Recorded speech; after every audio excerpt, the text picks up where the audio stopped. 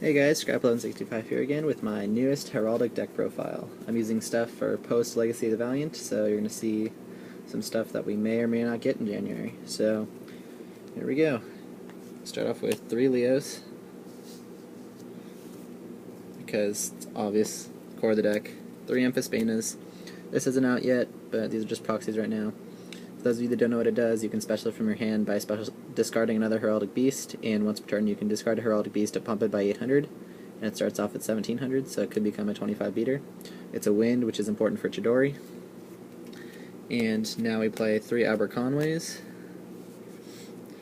Now Aberconway, if you have 2 in the grave, you can banish 1 and add any other Heraldic from your grave back to your hand, which is really good when you want to pitch stuff with amphisbaena or just get more Heraldics to combo off with the next couple cards. Then I play 2 Unicorns.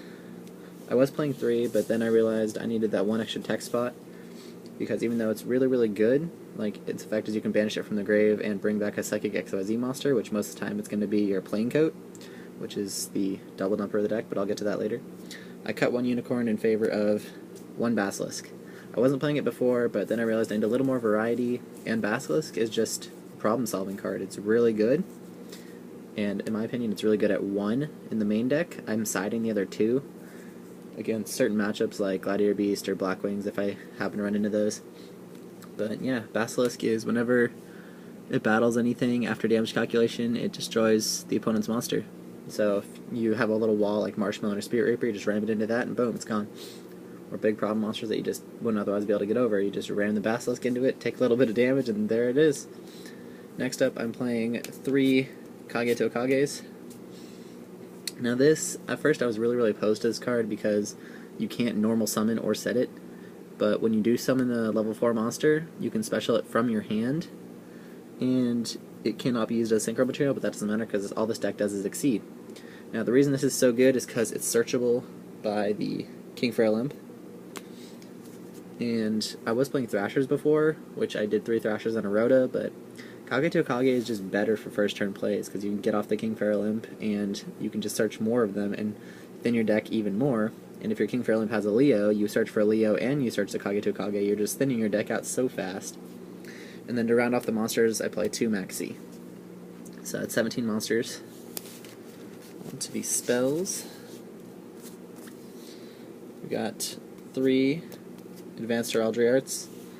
The super monster reborn of the deck. You bring back 2 Heraldics, overlay them, and then you exceed with them, which is pretty broken, pretty busted in this deck at least, since you're always dumping stuff to grave and setting things up. Then you play 3 Heraldry Reborn, which, coincidentally enough, this is the monster reborn of the deck. You just bring back a Heraldic Beast monster from your graveyard and just special summon it. No restrictions, no once per turn, no, it's just free reborn. So why not play 3? Then you got 3 Typhoons. I was playing 2 and a Rhoda, but then since I cut the Rhoda I had a 3rd space, so I added that 3rd Typhoon. Get rid of some of that back row since there's going to be a lot of traps. And then 2 Lance, more protection.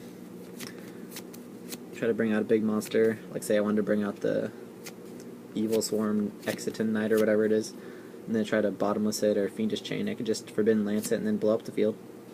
And then to round off spells, I have 1 Book of Moon and 1 Foolish Burial. Book of Moon is just a really good overall protection card, and Foolish Burial is basically a Rhoda when you dump Leo, so you have to play 1. And for traps, play 2 Fiendish Chain, 2 Vandy's Emptiness. Now right now, I'm back and forth with Emptiness and Wing Blast. I'm not sure which ones I want to play or how many, but for now I'm going to stick with Emptiness because it just shuts down a lot of different decks, and it's chainable, and I can get rid of it pretty easily. And it's an MST target, so it protects my other more important traps, but yeah, Emptiness is just really good. There's a reason it's a $10 common right now. And then 2 Mirror Force, because it's Mirror Force, you need to blow stuff up. And then for my one-ofs I have Warning, Bottomless, Compulse, Torrential. And that's it for the main deck. It's 40 cards. Extra deck, I have King Feral Imp, 2 Plaincoats. These I go into the most often, and second most often I make LVAL Chain and Chidori's. Then you have this Evil Swarm Exiton Knight, which for those of you who don't know what it does, It's basically during your main phase or your opponent's battle phase, if your opponent has more cards in their hand and on the field than you do, you can detach one material from this card and destroy all of the cards on the field, and if you activate the effect, your opponent takes no more damage for the rest of the turn. So basically, it's like a generic rank 4 Judgment Dragon that doesn't cost you anything, but they won't be able to take any damage. Then you have the number 101 Silent Honors Arknight.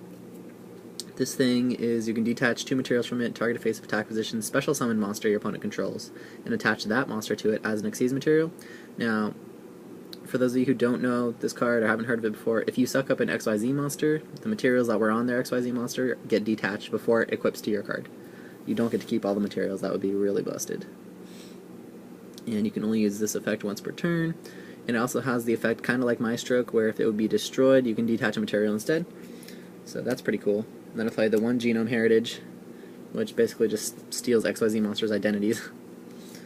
And then you have Daigusto Emerald, Cowboy, Black Ship, Diamond Dyer, Dweller, and Ouroboros. I think my extra deck is really, really good right now. I'm pretty positive I wouldn't change anything about it unless we get some kind of new exclusive XYZ monster, and yeah, that's basically it, you know? It's the main deck. So, any and all feedback would be really appreciated, so you guys should go ahead and like, comment, subscribe, maybe leave a comment down below, let me know if I'm doing something right or if I'm missing something, but I think this is the best Heraldic build, in my opinion, so far. At least that I've made.